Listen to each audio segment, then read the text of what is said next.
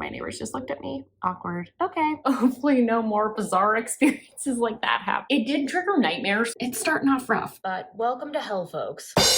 Hi friends, welcome. My name is Baron, and this is my channel where I talk about book stuff. I'm the Book Baron. Welcome in. This is a dark romance reading vlog, as you've probably surmised from the title. And I already messed it up. I know. This is a great start, right? You're really invested. Where's this gonna go? It's such a journey. I wanted to read some dark romances, and I completely forgot to pick up the camera while I was reading Captured by Lauren Beale. Just to give you a peek behind the scenes of how I read. A lot of times I'm reading two books at the same time from different genres typically. So I was like, I'll just film a dark romance reading vlog and a fantasy romance reading vlog at the same time. Yeah, I filmed the fantasy romance one successfully and then just totally forgot to grab the camera for my dark romance books. And I'm so sad. I really wanted to get on film my reaction to Captured by Lauren Beale because it's a banned book. I just thought that would be entertaining and also just encourage people to read banned books. So that's not going to be part of this vlog, unfortunately. I also don't have a really good plan for this vlog. I wanted to try a little bit different style. So if you're a returning viewer, thank you for being here. You're the best. Let me know if you like this format better because I just want to be a little bit more informal with y'all. Now that the intro's so long, I'm going to start this vlog off with Burn For Me by Sarah Kate. I just started this book. From what I understand from the synopsis, we have Everly. She wrote an article that put a man away in prison. We jump ahead, it's years later, and his son is showing up in her journalism class and has decided to make her life a living hell and get a little bit of revenge for himself. Because not only did he lose his father because of this article,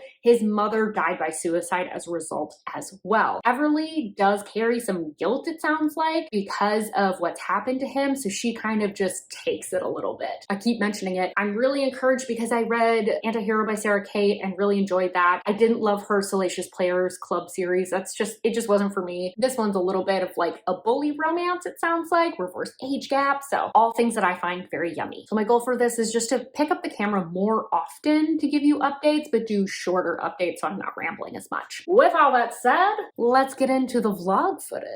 Okay. I just tried to film this clip, but it's really hot out, so I have my windows open because we don't have air conditioning in Seattle typically, but some guy was just singing outside, so I had to stop recording. So hopefully no more bizarre experiences like that happen. But I was just reading for a little bit on my lunch break, and I'm maybe like 25-ish% in. I'm really having a fun time with this. One, Colin is a rugby player. Guess who played college rugby? Your girl here. Yeah, so I played rugby in college, and so I love seeing my sport on page. Rugby players in the US are very proud of their sport because it doesn't get a lot of attention. So I was really happy to see that. Besides that, I really like Colin's character, our hero, because I think a lot of times in bully romances, authors will, they have this big master plan and they've been dreaming of their revenge for years. And Colin literally was like, oh, you're a teacher at my college? Yes, I'm gonna mess with you. And I think that's a lot more fun and probably a lot more true to 18-year-olds. Honestly, I can't imagine many 18-year-old men are masterminds. The other thing I really like is the dynamic with Everly, because he's sort of just coming up with things on the fly and trying to make her uncomfortable. And he's like, well, I'm not a 12-year-old, I'm not gonna actually hurt her, but she doesn't know that. And I'm like, well, doesn't that just highlight the dynamic? And we don't know if you're gonna hurt us, so if you seem dangerous, we're gonna treat you like you're dangerous. And then Everly too, the way she's kind of feeling right now, she feels she's stagnant. She's actually kind of getting a little bit of a kick out of Cullen. She's scared of Cullen, but she's kind of into it because she's been really bored prior to this. And she does feel a little guilty for how his life turned out. So like I said, when I introed this book, she does feel like on some level she deserves it. And that's kind of coming out in that way, I think. But I love it because she's immediately pushing back. And she's like, well, I'm not gonna make this easy for you. You're gonna come after me? Guess who's on a rugby scholarship? I guess we're just gonna mess around with the coach a little bit and see if I can get him on my side. It's escalating pretty quickly. But that's where I'm at the 25-ish% mark. So I don't know if I'm going to be able to update you later today. So if it doesn't happen this evening, I will try and update you tomorrow morning, looking like my grungy, half awake self. So see you in a bit. Sorry for the weird lighting. The sun is setting. Okay, I haven't gotten that much farther in, but very serious question for you all. What do you consider middle age? Because Cullen keeps making comments about how she's like not bad looking for an older lady, and something about like she doesn't seem like a middle-aged woman, and she's got like sensible middle-aged woman pajamas, and she's like early 30s. I don't think of that as middle age, but maybe that's because I'm in my 30s. I don't know. I'm like simultaneously mildly offended and laughing, so I don't know. I'm curious what you guys consider middle age. Hi, it's the next morning. I was just reading before work. The comments about her being such a crusty age just keep coming. So, call me Krusty the Krab, y'all. The behavior has really escalated. We're fully into blackmail now, a lot of manipulation, very controlling behaviors on Cullen's part. But the dynamic is really interesting because initially Everly was like, I kind of deserve this. Also, I don't want to get him in trouble because like I already screwed up his life so much by putting his father in prison, and he ended up in kind of like a not great situation, pretty abusive. It's interesting because she kind of keeps excusing his behavior. And then she's also got a little bit of a dichotomy going on internally. She's simultaneously like very scared of him sometimes, and then other times very attracted to him. Really interesting seeing how she responds to him based on how she's reading him at the moment. If she really feels like she's being threatened, or if she can kind of see the undercurrent a little bit more of what he's actually wanting, and then she'll kind of manipulate him back. She called him out for inconsistencies in his behavior. Well, if you really think you're this fair guy, then why are you doing XYZ? And he's just kind of like, I don't know. So she kind of gets him cornered a couple times. And then another time where she kind of has like an extreme situation that happens to her. She compares Cullen to the person that did this. He's like, wait, why are you comparing us? I'm so different.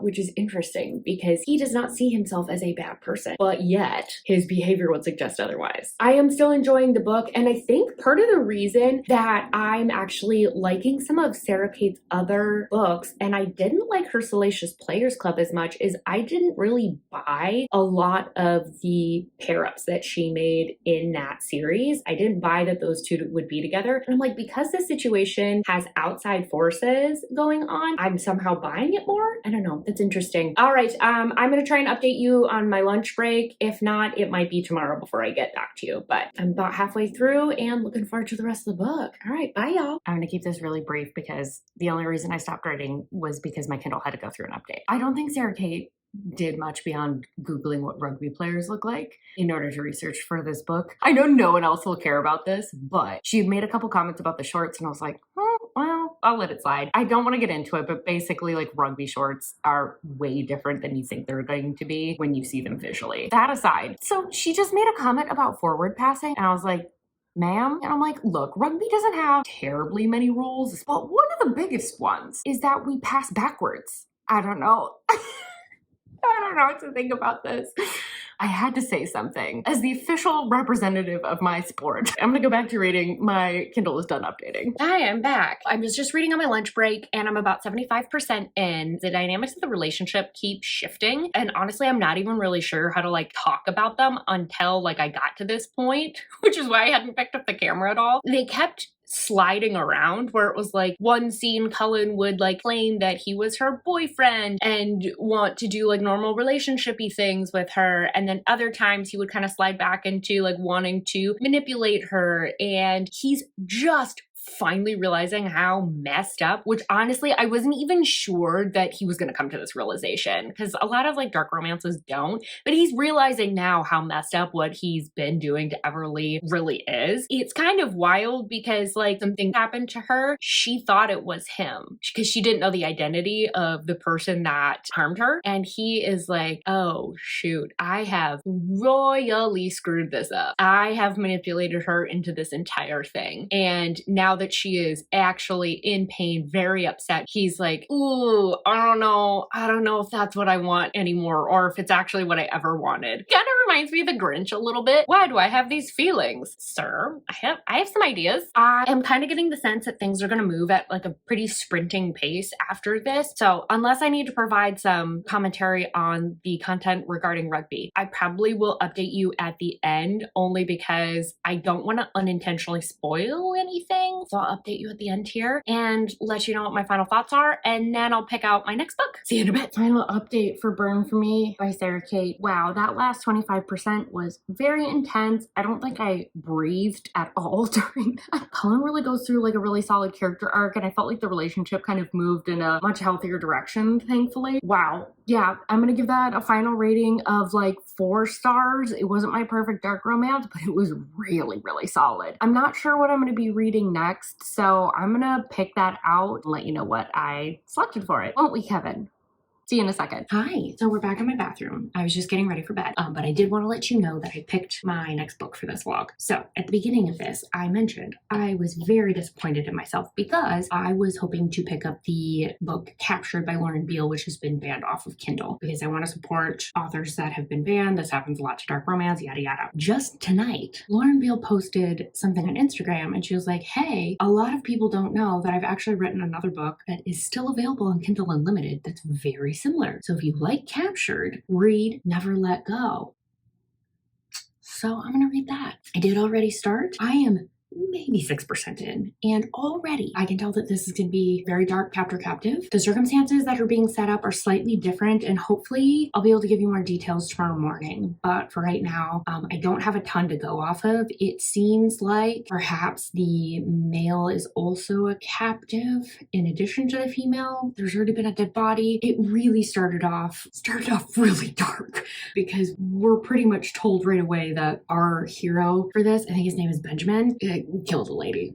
So it's starting off rough. I'm very tired though right now. I'm gonna head to bed. I will update you tomorrow morning, and then hopefully I can compare and contrast for you some of the differences between Captured and this one. See you soon. Hi, good morning. So I've done a bit more reading before work here, and this is really interesting because Never Let Go and Captured at first blush seem like very similar books. So I was like, why is Captured banned and Never Let Go is not? And I think, honestly, this is truly assuming a lot of discernment on the part of Amazon.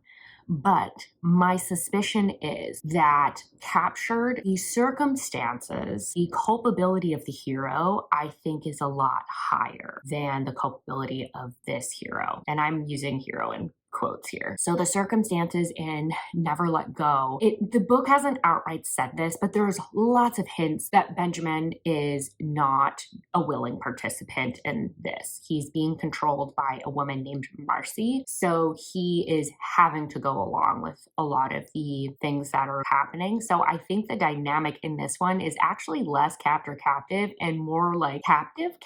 I think he's been manipulated and brainwashed into helping Marcy. I don't know the circumstances of how this happened, how these two even got involved. He did mention something earlier, like that he sees her as a mother. So I'm really curious to see how that dynamic ends up playing out. And also, there have been a few hints that perhaps he is not actually responsible for the death of the woman that I mentioned last night. Already, my sense of this book is that he is much less culpable because in Captured, he was brainwashed or manipulated from a very young age by his father and then by his brother, but he is a much more active participant in the capture of Ophelia, the heroine for that book, assuming that Amazon is actually like using a rubric of any kind. I'm suspecting that why Captured got banned and why Never Let Go didn't really came down to culpability of the hero. Okay, one of my neighbors just looked at me. Awkward. Okay. I also read Captured in like 1 or 2 sittings.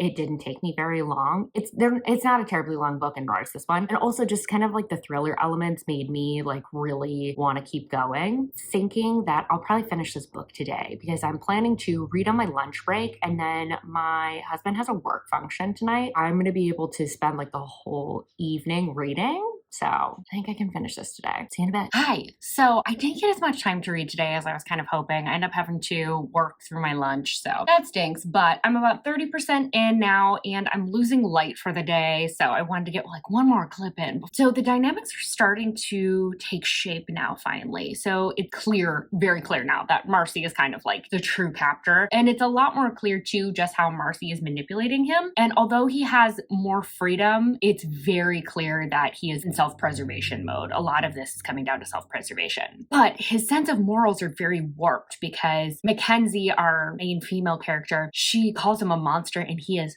baffled by this, because to him, Marcy is more of the monster, and he's just kind of like, why can't you just get with the program and go along to get along? I think his morals are weirdly more and less warped than the main male character from Captured. He felt like he knew what right and wrong was a little bit, but he didn't feel like he could make those choices in order to keep the household kind of like in homeostasis. Versus here, there's a clear threat. There's a clear threat. One of the last things that I'll say too is that I think one of the key differences between this and Captured, there is a lot more like essay type of violence. And I think that the torture is grosser. Whereas this torture is more just like flat out physical violence and torture. So hopefully that kind of makes sense. Again, I think that might be a key difference as to why potentially Captured got banned. But again, we're assuming that Amazon has any sort of rubric that they're working from. I'm going to keep reading. Hopefully I'll have another update for you. I'm hoping to get at least 60% in by the end of tonight. I'll be back with an update in much more horrible lighting in a little bit. Bye. One last thing I forgot to say that I think is kind of interesting with the dynamic between Ben and Mackenzie. Mackenzie is starting to ask questions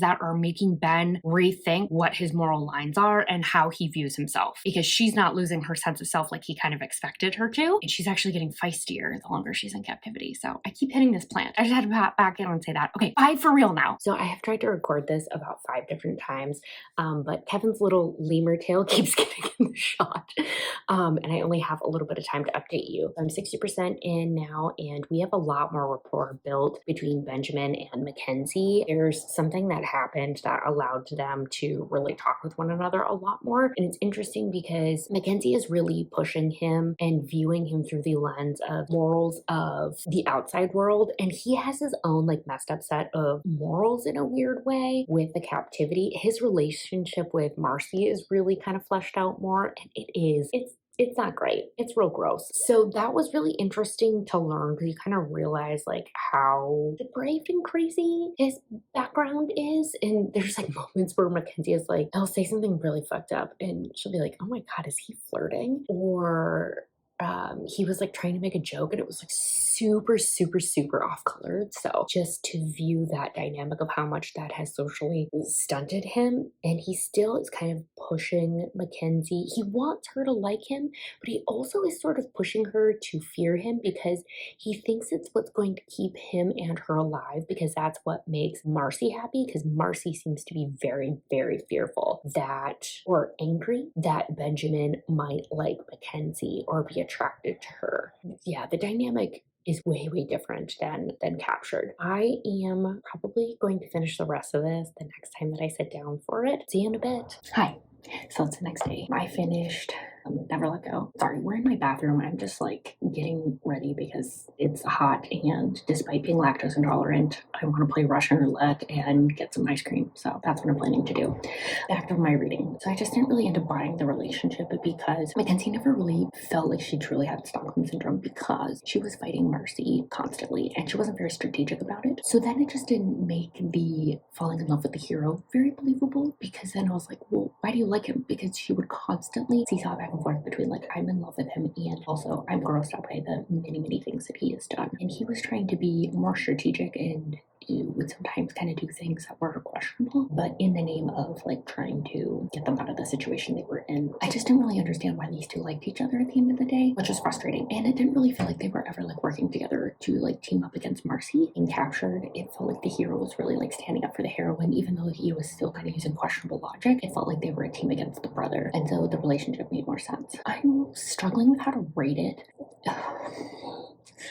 it's feeling like a 3-star. There's part of me that wants to rate it a 4-star really badly because it has a lot of things that I like. But at the end of the day, I just like didn't think that the relationship was very believable, and I didn't really like that. And it kind of defeats the purpose of a dark romance because then I just read a horror novel. You know what I'm saying? And that's fine, but that's not what I wanted. I think if you're debating between this one and Recaptured, it's got a way better romance. It's way grosser. I will warn you about that. It's way grosser, and I think that the hero feels less redeemable, but does steps to redeem himself. I don't know. Lauren Beale really mucked with my mind on that one because I ended up rooting for the hero. So I think that one's the better one. I'm going to move on to my next book. I was going to try and read Luna Mare because it was on my TBR, but that seems like it's going to be emotional. And then I was like, well, maybe I'll read like a fully banned book. I'll just find another one. But like all the ones I'm finding have to do with like keeping it in the family. And I have a line, and it's there. I think what I landed on is I'm feeling a little bit of like, let's fuck up with some religion and let's also make it queer. So I have decided that I'm going to read Madhouse by Liza James. I don't know much about it other than I think I read somewhere that it's a stepsister romance, question mark, and one of them is raised in a really religious household. So I don't have a ton of details for you, but I will give you an update and a little bit more about the plot once I get into that. So I'll see you in a little bit. I'm back. I just got up from a nap, so if I have any sleep lines or like crazy makeup, I apologize. I just wanted to give you a quick update. I am about 6% into the Madhouse, and I'm really excited about this book so far. This is a stepsister romance, so Cedar was able to escape the family. I can't tell what the official dynamics are, if they're part of a cult or it's just an abusive family that uses a lot of religious rhetoric. We'll see. So she was able to escape at the age of 16 and was raised in foster care system, but she's been looking for her stepsister for a while now. She just found her. The younger stepsister's name is Ophelia, and she found Ophelia because Ophelia murdered their parents. So that was very extreme to open up to. The thing that I'm really liking right now is I can tell that Liza James has put in a lot of work into researching cults and high demand religions and how that impacts people, and also the language and the process by which they're kind of coming out of it. The way she has Ophelia talking both internally and like with other people is very reminiscent of how ex-cult members talk about feelings. So like an inability to identify any sort of feelings that aren't positive, when feeling upset, feeling any of those sorts of things, she cannot identify them. In fact, she seems to be referring to any negative emotion that she's having as a monster. So kind of the keep sweet idea. She's talking about staying modest. Ophelia's already made comments about how Cedar is dressed and how it's not modest and it's a sin. Anytime she has a negative thought, she tries to do the thought stopping techniques that you see a lot of ex-cult members do, like going into prayer mode to stop any negative thoughts or stop any negative emotion from coming to the surface. I can just tell that she's put a lot of work into this, and she's not immediately having Ophelia be like, woohoo, I got out, I did it. She did want to escape, but she still believes the rhetoric that was passed down from her parents. I'm feeling good about this because I feel like lately I've been reading a lot of books that use cults and high demand religions. I just feel like they haven't put in the work. Either the characters too quickly are pull out of whatever previous belief system they have, or they're just kind of like, you have to be modest and pure. And I'm like, well, but a lot of Christian religions are like that. That's not enough to really make it extreme. Sorry. I'm feeling good about this one. I'm feeling really good about this book. All right, see you in a bit. We will make no comments about my appearance. Is the approximate temperature of an easy bake oven in my house currently. I'm just trying to survive. We're going through a big heat wave in Seattle, and I am so miserable. That aside, I am still really loving the Madhouse. Hold on, I'm gonna take a swig of sweet tea real quick. Liza James put in the work. Liza James put in the work, and for that we praise her. This is really well done. You can tell she did her research. It makes me so happy. This feels so consistent with everything that I've seen, like cult members. Like this is very consistent. So I'm so excited by that. There is a ton of self-harm rhetoric in here. I do want to put that trigger warning or content warning out there because like the last chunk of the book, I'm about 30% in now, been Ophelia really dealing with a lot of thoughts of self-harm, engaging in self-harm. She really just can't process emotion at all. She's still really struggling. We are seeing like little bits where you can tell that she's improving, but Cedar, poor thing, is so ill-equipped to deal with her. She's really trying her best, but she's also getting triggered by Ophelia's language, and the dynamic that they have right now is so like, it hurts. It hurts. It hurts in a great way because this feels like how that dynamic would play out. I've never been in those circumstances, but it feels like realistic the way it's being portrayed, and what I know about ex-cult members, and also just emotional regulation. Ophelia really feels stupid, and it's hard because like Cedar is trying to slowly feed her bits of information so that she's becoming overwhelmed by everything because she just doesn't understand much about the world at all. I don't even think she's really come out to her at this point, even though it's very clear that Cedar is queer. And we are also just very lightly, just like little whispers that Ophelia is queer as well. But again, because she doesn't have that ability to identify her feelings, she can't figure out why she's feeling certain ways. She'll get jealous of someone going to like brush hair out of Cedar's face, and she's like, no, that's what I want to do for her. Why is she doing it? So we're getting into where it's like clear that there's like something happening. Ophelia doesn't even know that this is like an option. She's still talking about how she needs to prepare herself for her husband. She keeps trying to, like, every time she does too many bad things in a row, she's like, I need to repent. It's a pretty tough and emotional read so far, which I was really surprised by. This is the kind of dark romance I love. Sorry that I'm rambling, but this is the book I've been searching for. I have spent most of this month looking for a book that is going to explore religious deconstruction and cults in a very honest way and not just use it as like a taboo factor, have like a virginal heroine or something like that. I'm really excited about this. I know I keep saying that, but okay, I'm gonna try and wait longer between my next update just so that I'm not doing this every time. Also, I closed this window here just to film this clip, and in those 5 minutes, I have begun sweating from every crack and crevice on my body. So I don't know that I want to appear on film in this way frequently.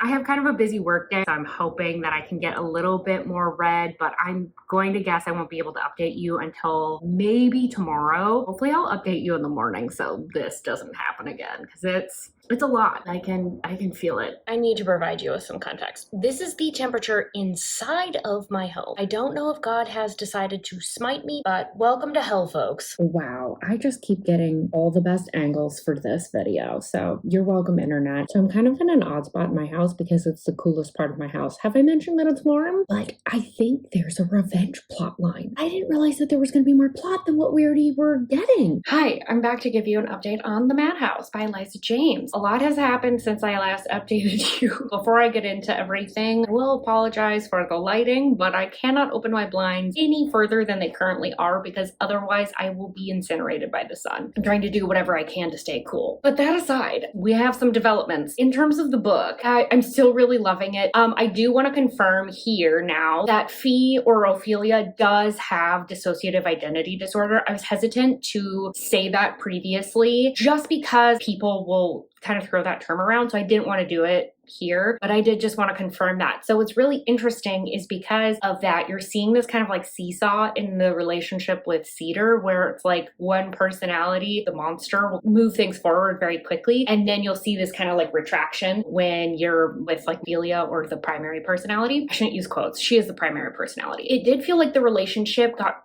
really quickly escalated, but it makes sense with the bifurcation of her personality. It does call it out on page 2 where it was like, hey, look, we've kind of been building towards this our entire lives. So like, is it that shocking? I was like, you know what, Liza James? It's like you're inside my brain. One thing too that's really being showcased in this section was how much Ophelia's instincts, your internal alarm system, have been hijacked by this religious cult to look for sin, both within herself and kind of around her, and whether or not she's being sinful or whether she's being righteous. That means that she's kind of being taken advantage of by different people, and it's really hard to read.